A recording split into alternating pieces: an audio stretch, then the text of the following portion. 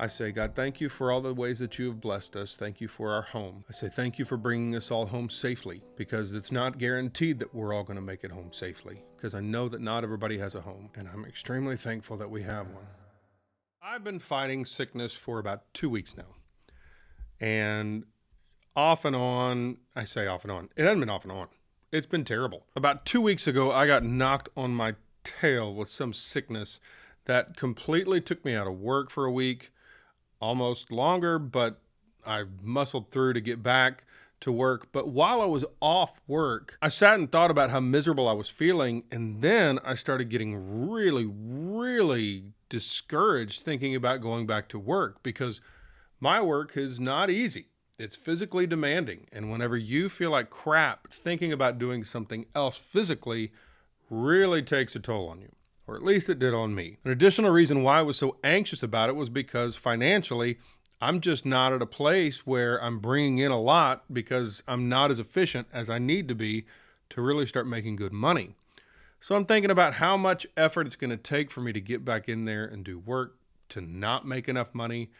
And all of that just starts compounding on myself. And so I start thinking about, okay, well, what do I want to do? What career can I get into now? And I've done this in the past. I really have jumped from job to job. My previous job before this one, I was there for 8 years, which is the longest I've ever been anywhere. But I just started feeling anxious again. And I started thinking about how green the grass would be on another side. And since I've jumped jobs so many times in the past, I don't have a problem jumping out into something new. If I don't think that it's working out well right now, I'll just cut ties and move on and do something different. The worst part is that I can justify in my own mind why it makes sense logically, and then I can make that argument to anybody else who would try and come against me with a reason why not to do it. I'll have all of those things answered because of this and X, Y, and Z, and you name it.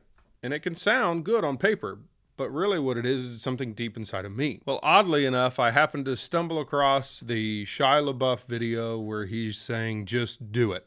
And if you've seen it, you know what I'm talking about. If you've not seen it, it's pretty funny, because he is just passionate about just get out there and do it. Go out and make something of yourself. Whatever your dreams are, make them happen. And he said, are you tired of starting over? Then stop. Stop giving up on your dreams. Stop throwing in the towel, continue through, muscle through. And it was like he was speaking right to me, because I was just so down and discouraged and ready to, like I said, jump into something completely different. But he just kind of rattled me a little bit. Well, I started talking to my wife as I was feeling terrible. I started talking about jobs and what I'd looked at and all the different things that I could possibly try and do.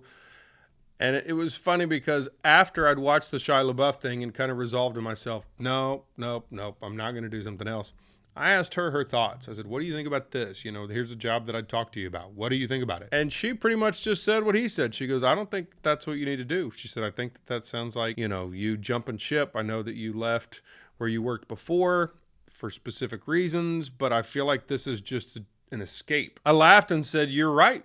And what's funny is I actually just saw this Shia LaBeouf video, and it kind of said the exact same thing. So I was feeling a little iffy about it, and then the wisdom of Shia LaBeouf confirmed what I was feeling. But ultimately, yes, you're right. I don't think that that's where I need to go. I don't think I need to jump out just yet. I really felt led into this position, and I don't feel a peace about leaving. So I think I do need to stay, but I expressed to her my frustration about the financial piece, and I said, I need something different. If I'm in the shop, I'm just not making very much money. I've got to go out and actually go do road calls, and then I can actually make some more money. But I've been in the shop for the past, several days.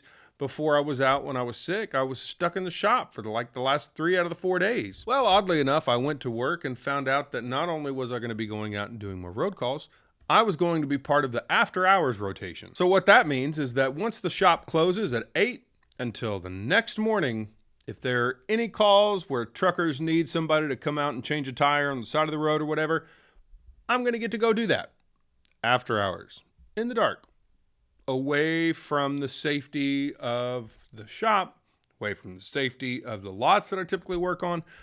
And so that brought a whole new slew of concerns. So I've been wrestling with this for the past 3 days, wondering if I'm going to be able to do it. Am I actually going to be able to do the job? Like, I don't want to get out there and be on the side of the road and I'm supposed to come help this guy. And then I get to the situation and I'm like, sorry, buddy, I can't help you. You got to call somebody else. But I've been able to work through that. But the other piece that I'm worried about is my family. Once I'm off work, I typically get to spend time with my family. And then I need sleep. I don't do well without sleep. And I'm doing a job that takes a lot of mental energy as well as physical energy for me. But if I am sleep deprived, I really have been concerned about whether or not I'm going to be able to do my job the next day. Because if I'm on call after hours, I still am responsible for coming in the next day and doing my full shift. So I come home today and I decide to try and tackle a project that I have been pushing off because I don't feel equipped to do it, which is to try and fix our dishwasher. No, I'm not an electrician. No, I'm not a plumber, but I'm willing to try it because it's already broken, so I can't break it more than it's broken. But as I take it apart, the thing that I notice is that it's our electrical that has fried this thing. We live in a house that was built in 1941, and I've been concerned about the electrical since we moved in. We have appliances that are blown pretty frequently.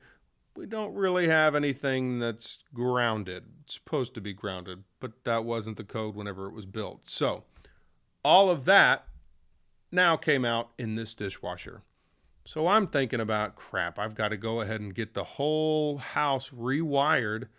I've been putting it off. I know that it needs to be done, but how in the world am I supposed to make this happen? I don't have the finances to do that. Because my wife comes in and she sees me just burdened by this overwhelming weight that feels way too big for me. She comes in and she says, well, what do you want to do? I don't think that we need to get a dishwasher right now until we fix the electrical. And I said, I'm in agreement with you. But then that means that we've got to wash dishes by hand for a family of 6 when I'm potentially going to be gone even more. I don't understand how this is going to work out. Now, I briefly just mentioned some of the things that have been weighing on me. She's got so many other things that have been weighing on her that I didn't even go into right now. And yet she still has the clarity of mind to speak peace and wisdom to me in the moment. She says, I can't help but rely on God. She said, I know the job thing has been weighing on you. I know the financial piece has been weighing on you. But I think it's ironic that you were expressing how stressed you were about finances. And then you go back to work after being sick and you have more work. She said, I know it's not easy work. I know that it's not ideal from what we would like, you having to be on after hours, but God is providing, and I have to believe that He's going to give you the strength to be able to do it whenever you're gone. He's going to give me the strength to be able to handle what needs to be handled here, and it usually happens in the moment. It's not you see the provision or you see Him showing up 10, 15, 20 steps down the road. It's in the immediate. It's the short. It's the small. It's the, I'm going to give you this. You need this. Trust me in this. I'm showing myself faithful in this. Will you continue to trust me with the next step? And I have to agree. I am constantly trying to simplify my focus. Instead of getting lost in all of the things that I can get worried about, I try and silence all of those concerns, those voices, to really focus on what is good right now. What is good in my life? When I put my kids to bed at night and I say a prayer with them, one of the things that I say every single night, and I mean it with all sincerity, and I want it to be as simple for them to understand so that they don't lose sight of God showing up on a daily basis and things that we can be thankful for. I say, God, thank you for all the ways that you have blessed us. Thank you for our home, because I know that not everybody has a home, and I'm extremely thankful that we have one. I say thank you for bringing us all home safely, because it's not guaranteed that we're all going to make it home safely. I say thank you for the relationships in our lives, because not everybody has relationships.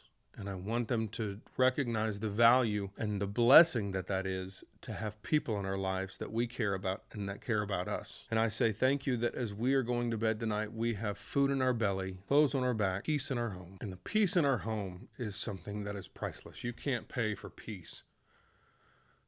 You cannot pay for peace. And so I want them to know that it is a blessing to grow up in a house. It's not peaceful, by all means. We have 4 kids, 8 chickens, 2 dogs, and a hamster.